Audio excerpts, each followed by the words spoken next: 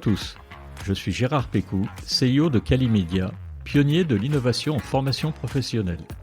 Bienvenue sur Never Stop Learning, le podcast où nous accueillons des spécialistes en andragogie, psychologie cognitive et où nous abordons les technologies de pointe qui révolutionnent la formation.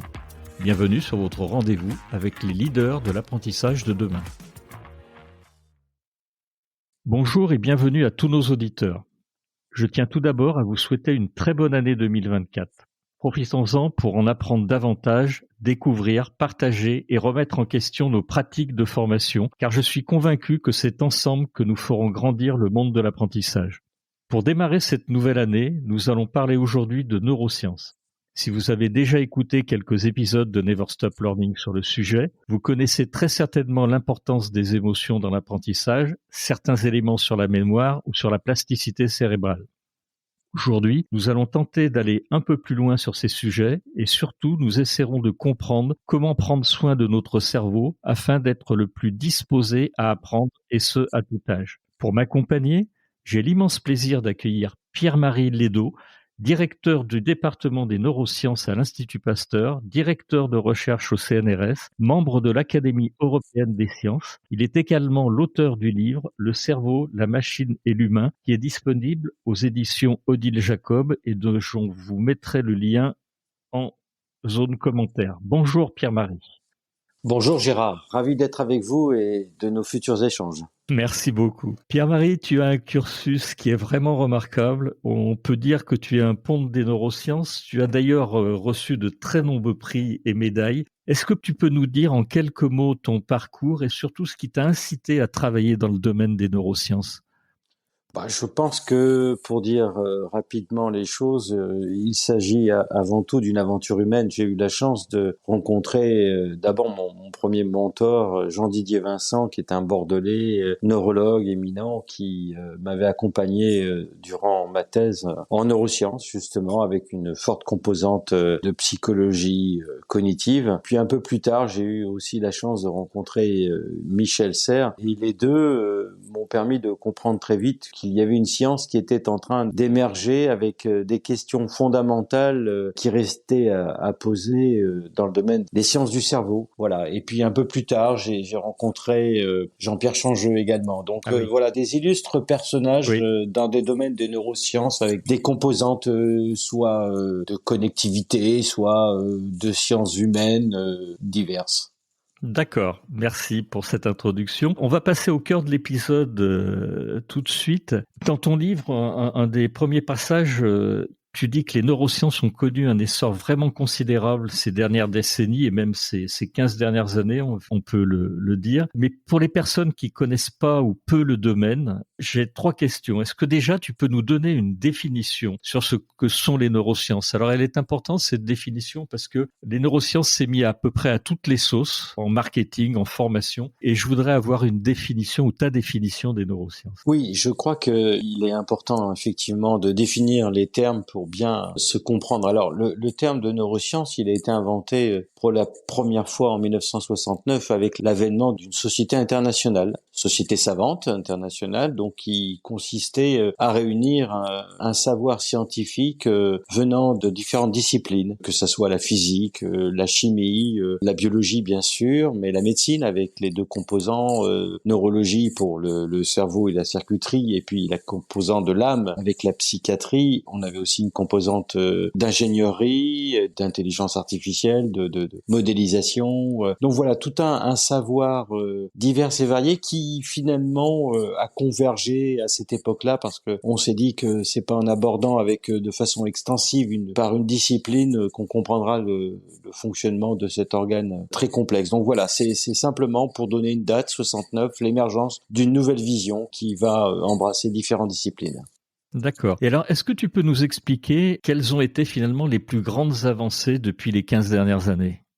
Ce sont des avancées qui vont se situer à différents niveaux, que ce soit au niveau génétique, au niveau moléculaire, au niveau de la cellule, au niveau des circuits, et voire même après au niveau des différents territoires du cerveau, et voire même le comportement. Donc il y a au travers de cette grande révolution des époques marquantes qui se sont traduites par une rupture de la pensée que l'on pouvait avoir sur comment le cerveau fonctionne au niveau des cellules, au niveau des circuits, etc. Donc il faut y voir là une révolution qui s'est faite à différentes échelles dans le cerveau, qui s'est faite aussi à différents temps, on a du temps court. Il faut bien rappeler à nos auditeurs que la vitesse de propagation d'un signal électrique est relativement lente dans le cerveau, qu'il y a conversion de phénomènes électriques en phénomènes chimiques qui redeviennent des phénomènes électriques. Donc ce sont évidemment des connaissances qui sont acquises depuis peu et qui ont bouleversé la vision que l'on avait même de l'humain. Alors c'est vrai que si on date depuis il y a 20 ans, donc les différentes grandes révolutions de 2005, il y en a eu plusieurs, mais la première peut-être c'est le connectome.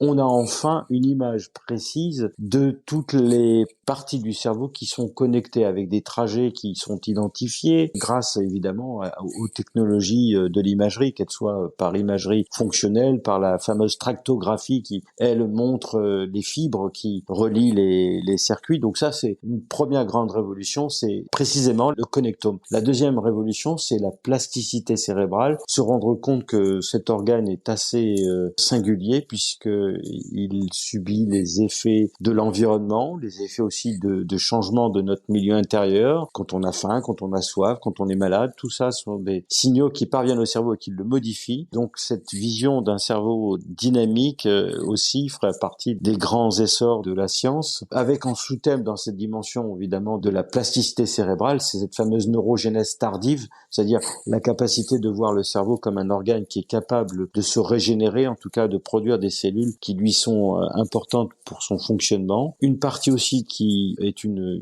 grande surprise, c'est la possibilité de voir deux systèmes travailler en un, c'est-à-dire un système nerveux et un système immunitaire. On s'aperçoit aujourd'hui, et je pense que le grand public s'en rend compte dans la presse, que les plus grandes avancées en matière de maladies neurodégénératives, comme la maladie d'Alzheimer, la sclérose en plaques, elles se traitent aujourd'hui en traitant le système immunitaire. Donc on s'aperçoit qu'il y a une dialectique, il y a une interface entre le système immunitaire et le système nerveux qu'on n'avait pas imaginé il y a encore 15 ou 20 ans. Oui, tout à fait. Voilà. Je pourrais en citer d'autres, mais disons que, évidemment, ce qu'il faut comprendre là, c'est qu'il y a vraiment une séance qui est en effervescence, c'est-à-dire que le 21e siècle est le siècle du cerveau, sans aucun doute, comme le 20e a été certainement le siècle de la physique et le 19e le siècle de la chimie.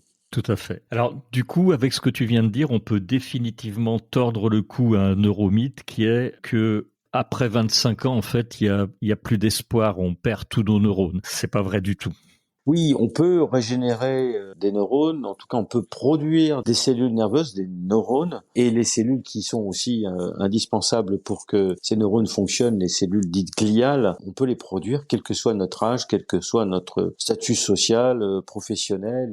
Il n'y a pas de limite, donc croire qu'il y a une limite, ça serait être un neuromythe. En revanche, il y a des conditions qui vont être permissives ou au contraire des conditions qui vont plutôt verrouiller cette faculté qu'a le cerveau de produire des cellules nerveuses.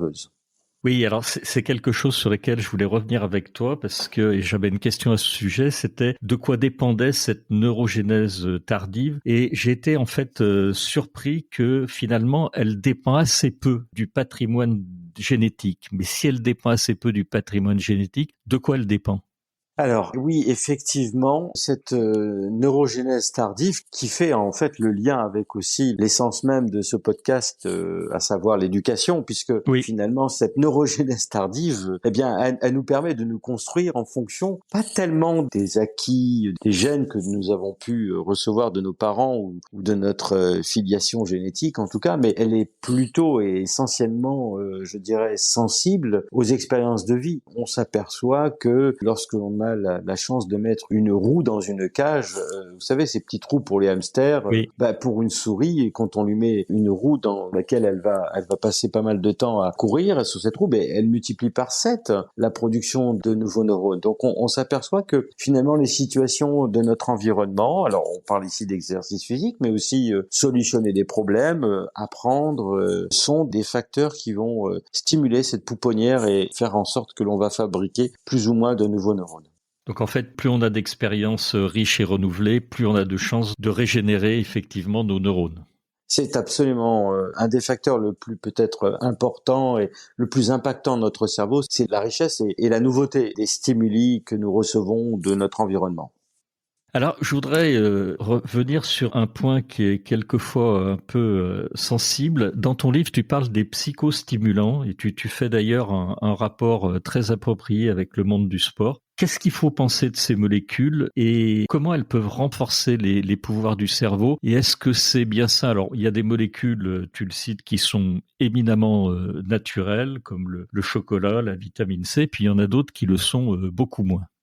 C'est vrai. Alors en fait, peut-être qu'il faut d'abord comprendre que le cerveau n'a pas émergé dans la nature comme ça tout seul. Le cerveau n'est qu'un organe qui a évolué au fur et à mesure de l'évolution de notre espèce. Ça veut dire que les éléments qui fabriquent cet organe, certes complexe, sont quand même des éléments qui sont sur la Terre depuis des millions d'années et donc qui travaillent avec d'autres messagers qui sont également présents. Donc forcément, lorsque l'on va grignoter ou mâchouiller une feuille de coca, lorsque l'on va grignoter une baie qui est de café, ce sont des substances qui vont agir sur notre cerveau parce que finalement le cerveau humain a évolué dans un écosystème, voilà, qui continue à le suivre. Donc le fait qu'il y ait des substances d'abord naturelles qui agissent sur notre cerveau, n'est que le fruit de cette évolution dans un écosystème qui est relativement conservé. Maintenant, il est vrai que l'humain a ensuite toujours cherché à améliorer ses capacités intellectuelles. Ce que l'on fait par l'apprentissage de la lecture, c'est pas un phénomène naturel, il est artificiel. Donc la frontière entre le naturel et l'artificiel est parfois difficile, mais il est vrai que l'humain, par tous les outils, par tous les moyens, a toujours voulu renforcer son pouvoir cognitif parce que avoir une meilleure mémoire, c'est pouvoir échapper à des prédateurs, c'est être plus en alerte ou être capable d'amasser plus de ressources. Donc ça a toujours été un moteur pour l'humanité. Donc notre survie, on la doit à notre cerveau, rien d'autre. La tortue le doit à sa carapace et l'escargot également, mais nous c'est notre cerveau. Donc la volonté qu'a eu l'humain ensuite, c'est de multiplier les sources qui devenaient de moins en moins naturelles pour continuer à stimuler ce cerveau. Ce qui est peut-être en tout cas discutable, c'est le fait aujourd'hui, et ce sont des statistiques qui sont faites par des organismes dont on peut évidemment porter un certain crédit. Donc on sait que sur un campus universitaire aux États-Unis, en général, on a entre 30 à 40% d'étudiants qui prennent ce qu'on appelle des nootropes, c'est-à-dire des substances qui sont donc artificielles et qui sont considérées comme étant des stimulants cognitifs. Et ces substances-là vont évidemment permettre un meilleur apprentissage, qui vont permettre de se priver de sommeil pendant quelques nuits. C'est pas tellement le fait d'avoir recours à ces psychostimulants, moi, qui je trouve plutôt condamnable, mais c'est le fait que dans un concours, tout le monde n'a pas les mêmes chances. Ouais, tout le monde n'a pas les mêmes chances. Et il y a des gens qui ont eu accès à cette information et qui ont pris ces substances, et d'autres qui ne l'ont pas pris. Donc je pense que à l'heure où l'égalité des chances est quand même un moteur que l'on met donc comme une grande valeur de nos sociétés, je trouve que ça mériterait un débat. Complètement d'accord avec toi. Alors, que dire des psychostimulants dans nos intestins? On a énormément de substances naturelles qui sont capables d'influencer notre cerveau. Dans la littérature scientifique non académique, on parle même de deuxième cerveau. Tu peux nous en dire quelques mots? Alors oui, d'abord, voilà, là sur ce thème de l'homme microbien, je dirais, c'est-à-dire que finalement, on est le résultat de nos gènes, on est le résultat de notre cerveau, mais on est aussi le résultat d'un écosystème. On a des organismes vivants que l'on a accueillis, à qui on a promis le gîte et le couvert. Voilà, quand on prend un repas, c'est un peu pour nous, mais aussi beaucoup pour eux, pour ce microbiote que l'on a accueilli chez nous. Et c'est là encore une preuve de cette évolution, puisque ces bactéries, elles étaient là bien avant que nous soyons là, bien avant que notre cerveau émerge dans la nature. Donc, on voit ici une symbiose mutualiste. Ces bactéries que l'on héberge dans notre intestin, eh bien, en retour, vont produire des substances chimiques qui vont modifier le fonctionnement de notre cerveau. Et on s'aperçoit, par exemple, une substance dont beaucoup de vos auditeurs ont certainement entendu parler, à savoir la sérotonine. Eh bien, on s'aperçoit que une grande partie de cette sérotonine, elle nous provient du microbiote. Donc, on a aujourd'hui des substances chimiques que l'on va qualifier de psychobiotiques, qui sont des substances soit chimiques, alors qui dérivent du microbiote. Dans ce cas-là, on va parler même plus précisément de postbiotiques, c'est ce qui viendra après la vie. Donc, c'est considérer le microbiote comme une usine chimique. On a aussi les probiotiques. Alors là, vous allez mettre dans votre alimentation soit de façon ajoutée artificiellement, soit parce que vous mangez des aliments qui ont une vie, une flore, un microbiote, qu'on mange un fromage ou une charcuterie. Et donc là, on a les probiotiques. On a aussi les prébiotiques. Les prébiotiques, il s'agit de prendre des aliments particuliers qui vont permettre une certaine flore ou une certaine diversité du microbiote qui va pouvoir s'épanouir. Donc on a les pré, on a les pro et on a les postbiotiques. Voilà, 3 grandes familles qui font partie de ce qu'on appelle les psychobiotiques, c'est-à-dire des agents qui vont agir sur notre cerveau. Merci pour ces explications, Pierre-Marie. Ce qui veut dire donc que l'alimentation, elle va jouer un rôle très très particulier, très important dans l'apprentissage. Il est évident que finalement l'alimentation, soit directement par les éléments que l'on va pouvoir extraire de nos aliments, donc les transformer, les métaboliser. Et on sait très bien qu'il y a des éléments que l'on va pouvoir extirper de notre alimentation et qui sont indispensables au bon fonctionnement du cerveau. Quand on, sur un terme pas très gentil, mais qu'on va qualifier quelqu'un de crétin, on fait évidemment ici appel au crétinisme, qui était une pathologie du ralentissement du développement cérébral, du fait de manque d'iode. Donc depuis, on s'assure que même dans le sel, on va rajouter de l'iode pour être certain que tout le monde ait sa dose d'iode. Voilà, donc il y a des éléments qui, quand ils sont pas dans notre alimentation, vont produire des défauts de fonctionnement du cerveau. Puis il y a d'autres aliments qui vont être indispensables parce qu'ils vont agir sur cette composition du microbiote, et en retour, ce microbiote produira des agents chimiques indispensables pour le bon fonctionnement du cerveau. On va s'arrêter brièvement sur la mémoire. Est-ce que tu peux nous décrire les différents types de mémoire? Comment ça va nous aider à mémoriser dans le cadre d'un apprentissage, et comment finalement on peut mieux l'utiliser, cette mémoire, pour l'apprendre? Qu'est-ce qu'on peut faire on va améliorer notre apprentissage et notre mémorisation? Peut-être avant tout, il faudrait rappeler l'importance de la mémoire pour l'humain, puisque la mémoire est consubstantielle à la conscience. C'est-à-dire que si l'on perd sa mémoire, on n'est plus capable de savoir qui on est, où on est, et c'est la folie. La conscience que l'on a de soi-même, c'est parce que nous sommes capables de garder une trace du passé. Donc, il est important de comprendre que mémoire est consubstantielle à la conscience. Deuxièmement, comme nous le rappelle la formule kantienne, l'homme naît 2 fois. Il y a la première fois, c'est lors de notre avènement au monde, au moment de la naissance. Mais ensuite, il y a une forme de renaissance, c'est-à-dire à chaque fois que nous sommes confrontés à de la nouveauté, eh bien, il va y avoir réception d'une information. Et si cette information est pertinente, eh bien, cette information devra être conservée. Il est important donc de comprendre combien la mémoire, elle est importante, puisqu'elle permet à l'humain de s'éduquer, je dirais, pour quitter le statut animal et vraiment endosser son statut d'animal particulier qu'on appelle l'humain. Maintenant, pour la mémoire, on peut très vite tracer, fonction du temps, une mémoire dite à court terme, qui va être donc une mémoire liée au flux de l'information électrique dans nos circuits, et donc c'est une mémoire qui va fonctionner par des phénomènes de passage de l'influx nerveux avec des phénomènes de résonance et de boucles de rétrocontrôle. Donc tant que ces phénomènes électriques produits par une information peuvent être entretenus dans notre cerveau, nous avons cette mémoire à court terme.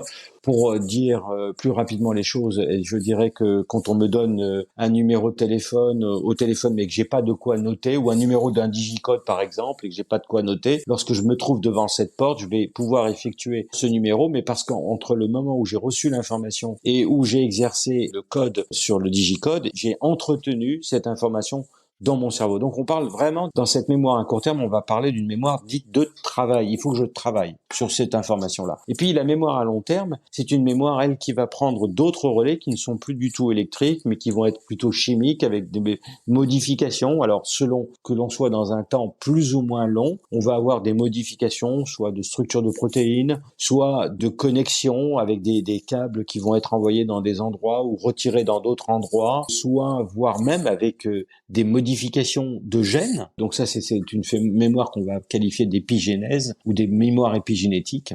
Voilà, donc ça, c'est les grands termes de la mémoire à long terme. Et dans cette mémoire à long terme, il y a la mémoire que je peux restituer parce que j'ai appris un poème. Donc, on va dire que c'est une mémoire qui va être explicite. Je peux l'expliciter à tout moment. Et puis, la mémoire dite implicite, c'est la mémoire. Je connais des choses, mais sans en être conscient. Par exemple, je monte sur un vélo et j'ai appris à faire du vélo. Et donc, on va aussi parler dans cette mémoire dite implicite d'une mémoire des procédures, une mémoire procédurale. Voilà. Donc, pour faire un dichotomie entre mémoire courte et mémoire à long terme, et mémoire à long terme, la mémoire dite explicite et implicite.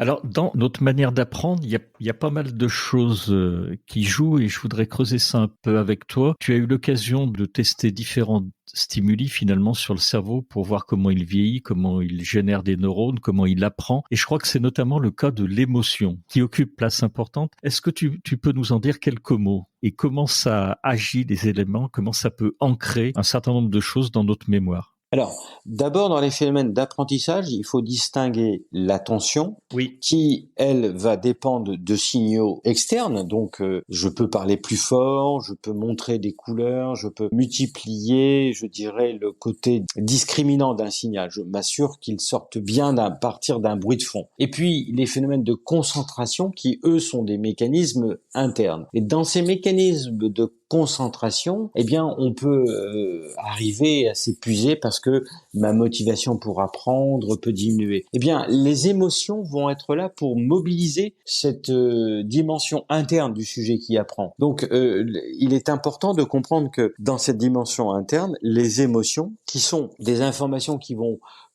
stimuler des circuits particuliers de notre cerveau, ces circuits-là de notre cerveau qui ont pour vertu de nous faire bouger, d'où les mots émotion, motion, le mot d'action. Ici, on parle d'informations passant par des circuits particuliers, des circuits qui supportent les émotions. Maintenant, depuis quand sait-on que émotion et apprentissage sont étroitement liés? Bien, depuis les travaux de Pavlov, on sait que oui. l'apprentissage est d'autant plus robuste que le niveau ou l'intensité des émotions perçues lorsque nous percevons une information est grand. Dit autrement, plus une information ne produira peu d'informations et plus cette information sera oubliée. Donc il y a vraiment une loi qui relie l'apprentissage et la mémoire avec les émotions. Donc ça, c'est très important parce que ça veut dire qu'on peut avoir des émotions d'ailleurs positives ou négatives. Quiconque aura vécu un drame dans un accident de la route, eh bien, on est sur des émotions négatives. Le fait d'entendre un crissement de pneus sur une chaussée parce qu'il est en ville, il se remémore cet événement qu'il a vécu il y a peut-être 5 ou 10 ans. Donc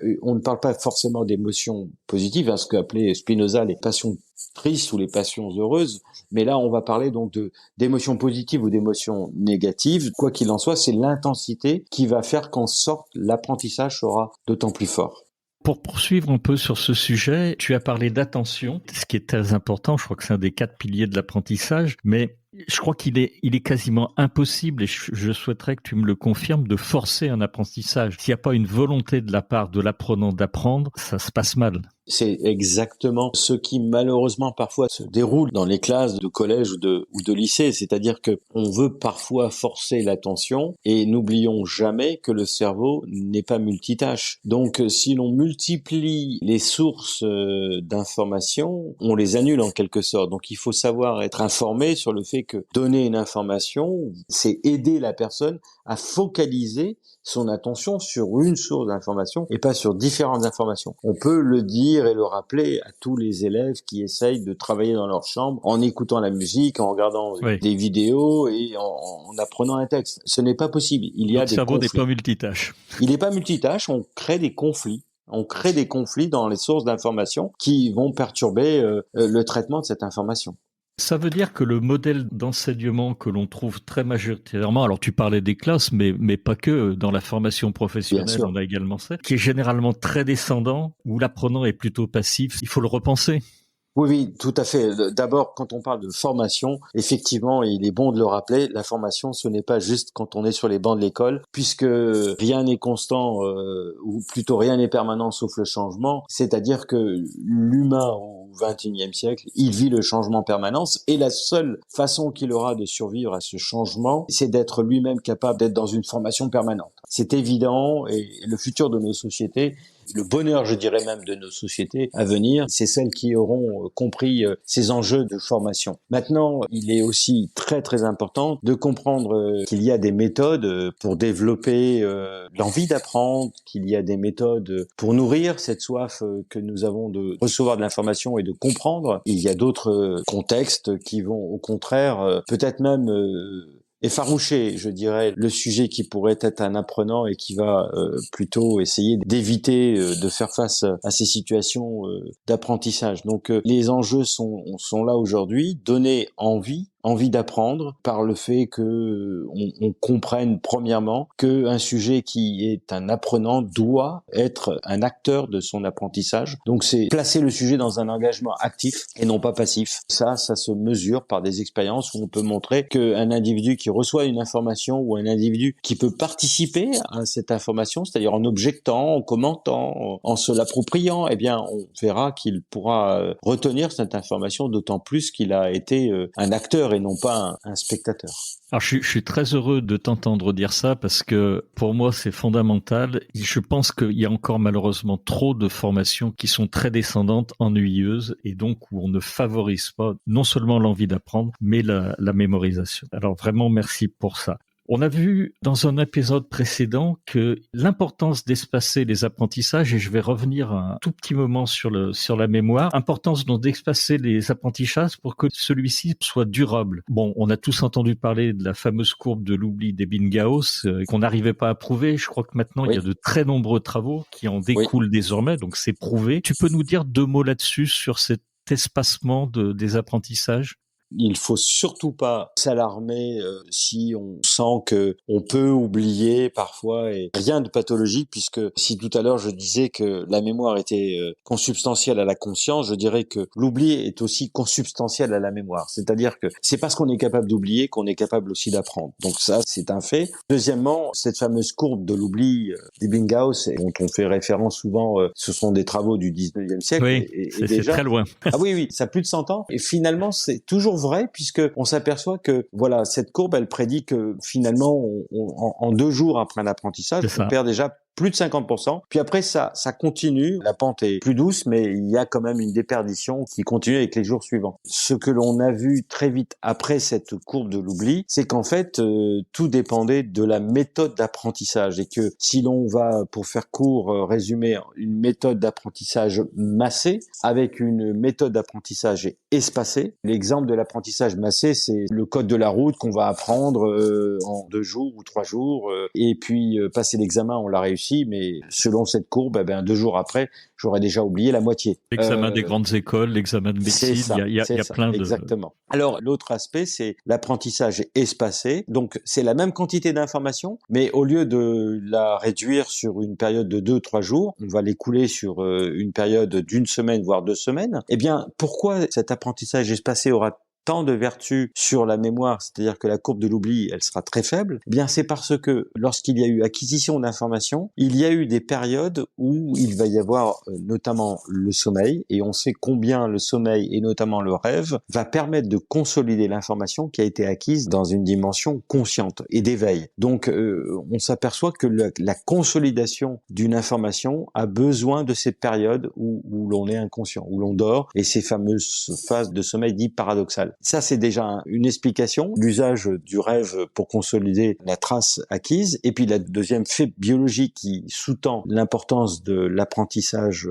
espacé, c'est l'idée que lorsqu'il y a eu une information électrique, puisque recevoir une stimulation dans notre cerveau, c'est d'abord avoir des impulsions électriques dans notre cerveau, ces impulsions électriques vont être ensuite transformées en modifications à long terme par des phénomènes. Alors je ne veux pas rentrer dans les détails, mais on va parler par par exemple de phosphorylation de protéines, on va parler de modification structurale de protéines, donc des protéines vont changer et ces protéines qui changent de forme vont être le substrat, comme en fait on pourrait le faire avec une empreinte sur une pâte à modeler, avec un seau ou laisser une empreinte sur cette pâte à modeler. Bien, c'est ce qui va se passer là quand on a cette conversion de l'information électrique en information chimique. Voilà donc les deux raisons pour lesquelles l'apprentissage espacé est si salutaire à la mémoire. Bien sûr, il y a l'importance d'apprendre, mais tu parles également de l'importance de désapprendre, surtout au XXIe siècle. Est-ce que tu peux nous expliquer cette notion-là? C'est très important effectivement de désapprendre aussi, mais parce que on est parti d'une observation qui était évidemment inattendue, c'était l'idée de voir un cerveau entre 0 et 2 ans, de voir sa complexité augmenter, mais de façon exponentielle. Les contacts augmentent, donc un cerveau qui devient de plus en plus complexe. Et puis après 2 ans, de 2 ans à 5 ans plutôt stagné, et puis après voir une phase d'élagage, de perte de contact. Et on s'aperçoit que ces phénomènes de perte de contact sont aussi puissants pour l'apprentissage que la formation, puisque au départ, naïvement, il y avait une idée que apprendre une information, c'est stabiliser des circuits dans notre cerveau, donc c'est former de nouveaux contacts. Mais en fait, on s'aperçoit aujourd'hui que c'est aussi bien former de nouveaux contacts que d'en éliminer d'autres ailleurs. Et donc, ce processus d'élimination va faire en sorte qu'une information va être beaucoup plus saillante. C'est un peu comme un jardinier qui laisserait pousser un buis dans tous les sens, et puis ensuite, avec ses sécateurs, il pourra lui donner la forme d'un écureuil ou la forme d'un cône s'il le souhaite, vous voyez. Donc, c'est cette idée-là que finalement, dans les processus de mémoire, on a des processus de désapprentissage, puisque la nature essaye toutes les possibles, et puis après, je vais désapprendre. Mais il y a, par exemple, une forme de désapprentissage que nous avons tous connu lorsque nous sommes allés à l'école et que on nous a appris à voir les objets non plus dans les 3 dimensions comme nous le faisions avant d'aller à l'école primaire, mais dès lors que nous sommes à l'école primaire, on nous dit de regarder maintenant une partie de notre vie sur 2 dimensions. On a perdu la 3e, la profondeur. Pourquoi? Parce qu'on écrit sur des tableaux.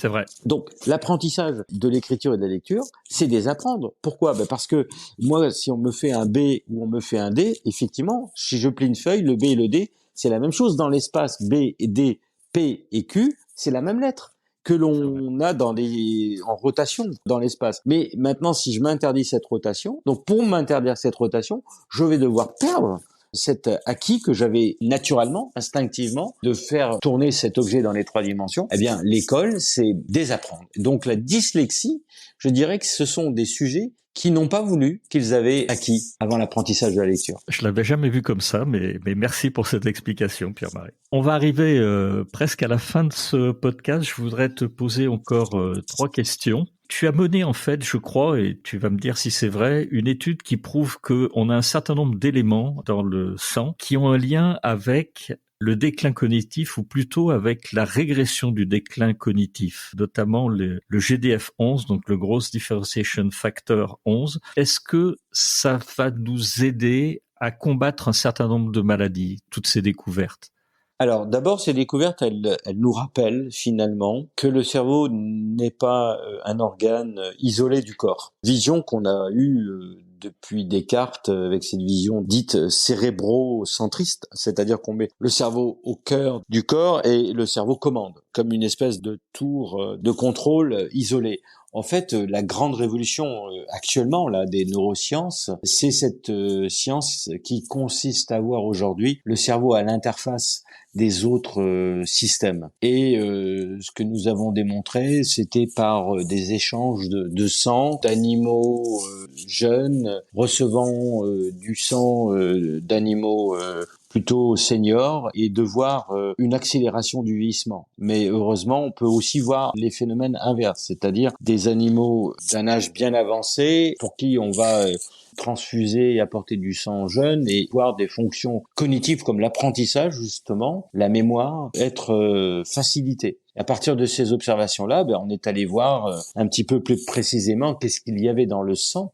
et qui pouvait agir aussi puissamment dans le cerveau. Et nous avons ainsi pu découvrir des signaux chimiques qui sont là dans le sang d'un sujet jeune et qui, avec l'âge, auraient, mais je mets bien des guillemets, aurait tendance à diminuer avec le temps. Je dis aurait tendance parce que finalement, on a ensuite démontré qu'il y avait des conditions où ces signaux, on va les appeler pour faire vite, des signaux de jouvence vont diminuer avec le temps. Mais en fait, si l'on fait une restriction calorique, donc l'animal va avoir un accès à l'alimentation diminué de 20%. Soit si l'on met l'animal en activité physique, soit si l'on met l'animal en interaction sociale et qu'il n'y ait pas de conflits sociaux, qu'on soit dans une société plutôt des années 68.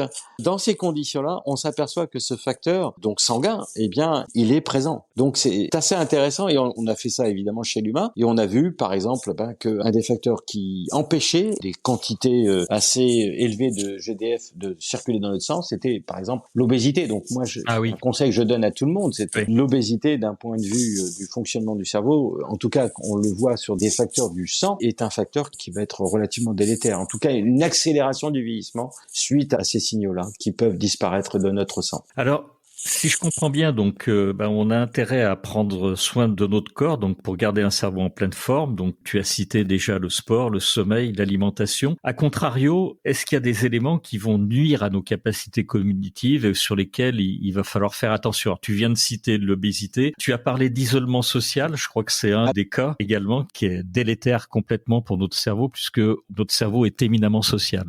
Oui, alors effectivement, juste pour revenir sur l'obésité, c'est pas en soi le fait d'avoir une masse adipeuse sur le ventre. Oui, c'est pas ça. En fait, derrière l'obésité, c'est l'inflammation chronique. Oui, c'est ça. Le problème de l'obésité, c'est l'inflammation chronique, qui est le problème numéro 1. Ça sera aussi les mêmes problèmes pour des maladies inflammatoires chroniques que l'obésité. Deuxièmement, effectivement, le social. Le cerveau humain est un cerveau éminemment social et ce qui est le plus violent pour un cerveau humain, eh bien évidemment, c'est l'isolement social. Le stress chronique, faire face à l'adversité, ne pas pouvoir prédire et ne pas trouver de moyens d'agir. La notion vraiment de stress chronique, c'est faire face à l'adversité et ne pas trouver les moyens d'agir.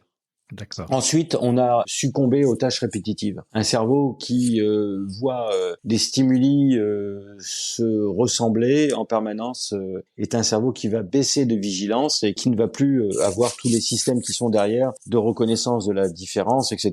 Le fameux système de la dopamine dont on parfois dit ce sont les systèmes de reconnaissance, mais on oublie aussi que d'abord et avant tout, la dopamine est là pour nous dire c'est de la nouveauté.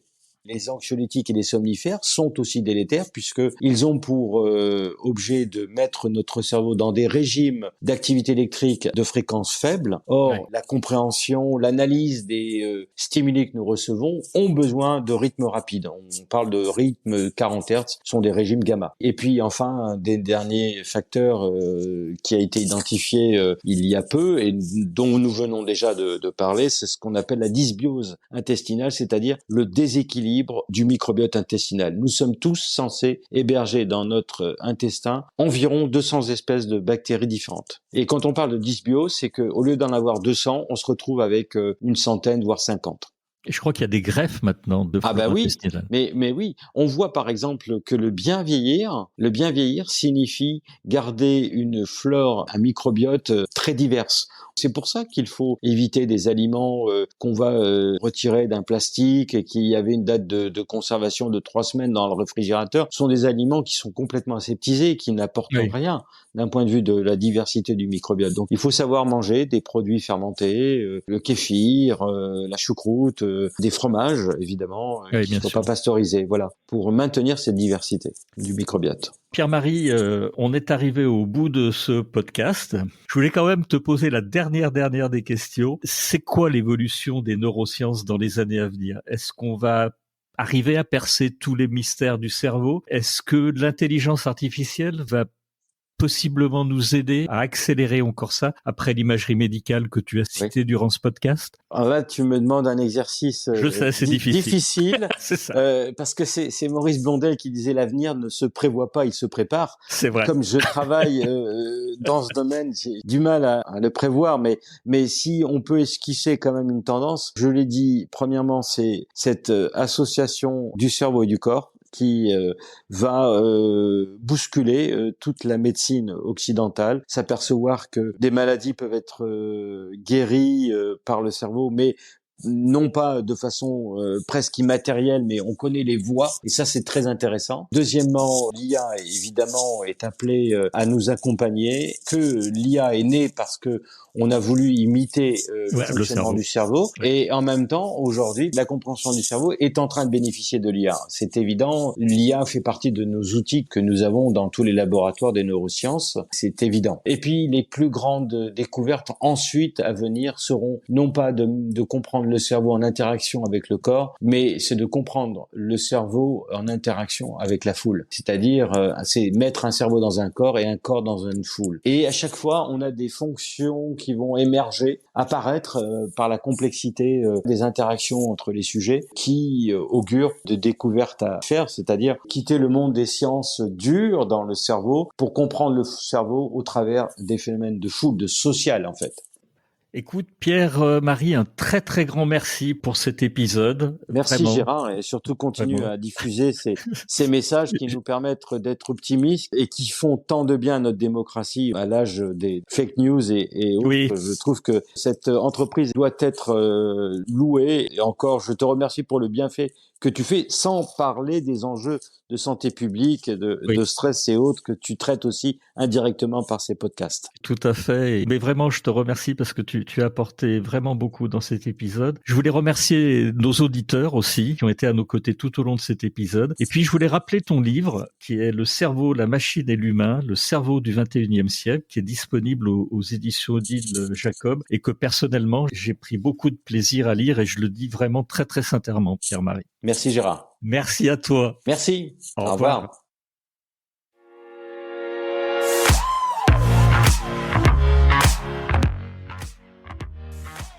Merci de nous avoir accompagnés jusqu'au bout de cet épisode. Si vous l'avez aimé, partagez l'épisode et laissez-nous une bonne note suivie d'un commentaire pour nous aider à nous propulser dans les classements. Je suis Gérard Pécou, CEO de Calimedia, et si vous recherchez des solutions innovantes en e-learning, visitez calimedia.fr, notre équipe sera ravie de vous guider. Retrouvez-nous pour le prochain épisode de Never Stop Learning pour qu'ensemble, nous ne cessions jamais d'apprendre.